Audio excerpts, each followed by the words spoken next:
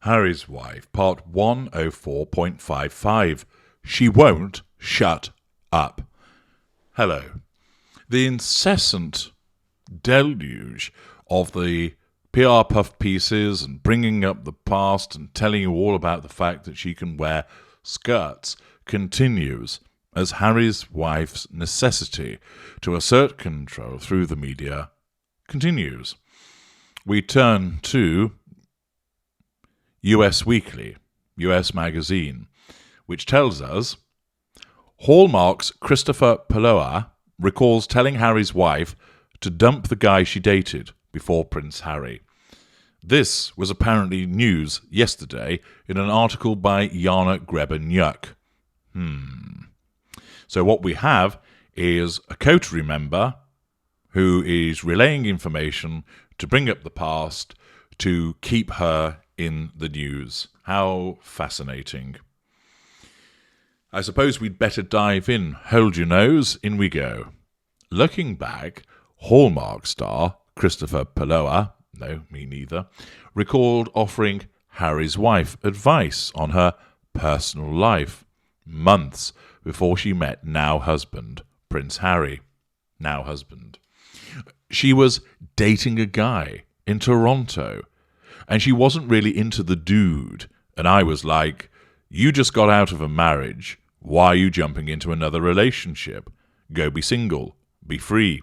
The actor, 45, told She Knows in an October interview referring to Harry's wife's marriage to Trevor Engelson. Pausing there, this individual doesn't understand why, having got out of a marriage, that she's straight away dating other people.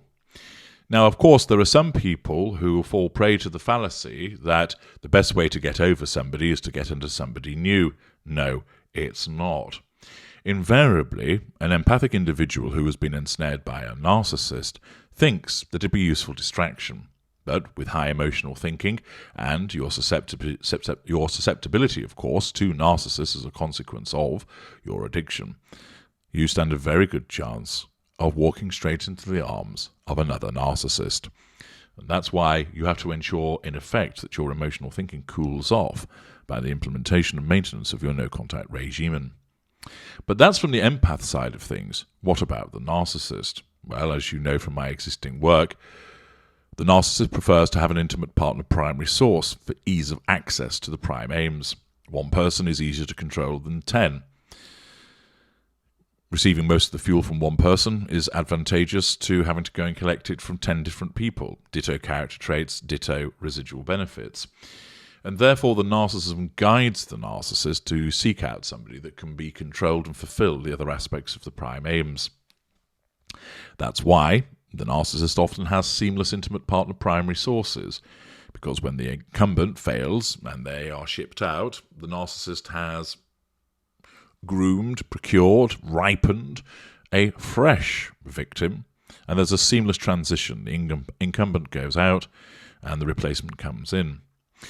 Even where perhaps there is disengagement for another reason, the narcissist then goes fairly promptly to try and promote existing sources that are being cultivated to try and get somebody into the position of primary source. So with Harry's wife, the fact is she ended the marriage because there was a disengagement trigger in relation to Mr. Engelson, and then her narcissism directed her to basically try and find some other poor sap to lure them in because she needed a replacement primary source. She, of course, doesn't think to herself, okay, I've got rid of my existing primary source, I need a new one pretty quickly. Instead, her narcissism dictates to her, you deserve to be happy. You should have a relationship. Or you're feeling horny and you've got an itch that needs scratching. You need to go and find yourself some dick. Whatever it might be, the narcissism will choose various ways of causing the narcissist to go out and hunt down somebody else for the purposes of drawing them in, making them the candidate intimate partner secondary source with a view to them being embedded as the intimate partner primary source. And that's why Harry's wife, being fresh out of a marriage, was dating somebody else. Of course, Christopher Palloa didn't realise this. Returning to the article, he continued, she texted me in January and she was like, I took your advice. I'm single. I'm free. I'm going to see who is out there. In March, I get this other text, and she's like, too many uses of like here. Well, I met someone. I said, do you like him? And she said, I kinda do.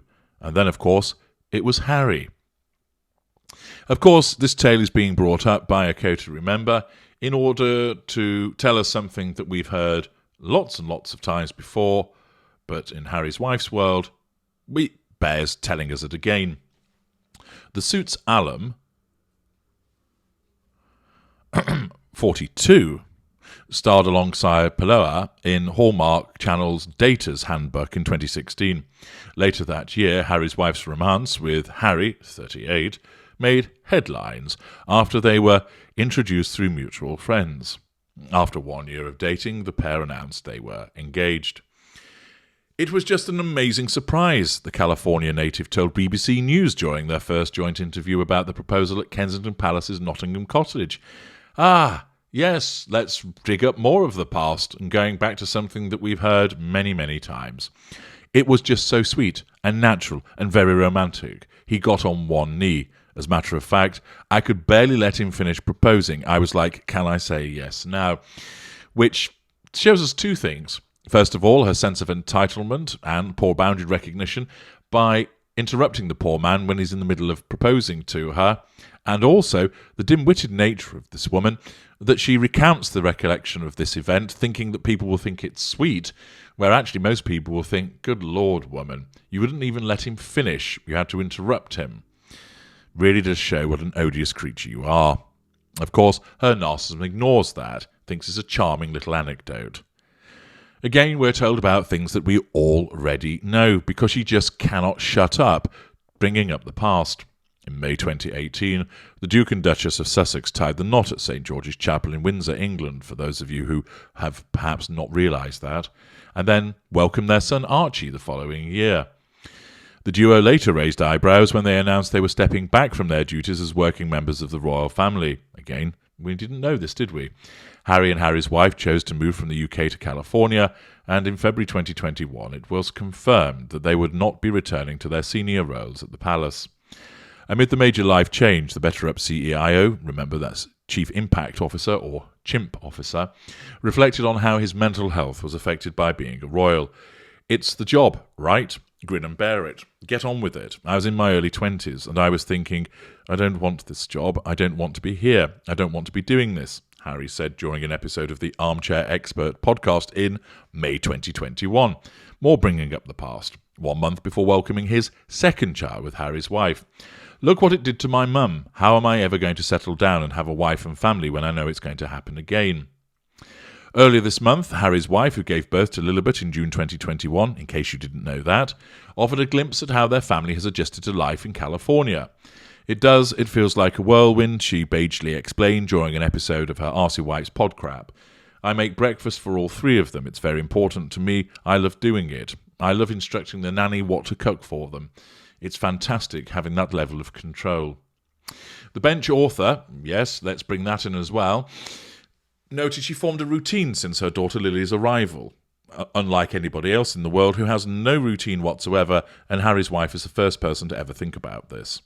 But for me, it's, both monitors on for the kids to hear them. Always up with Lily, get her downstairs, then a half hour later, Archie's up, she continued.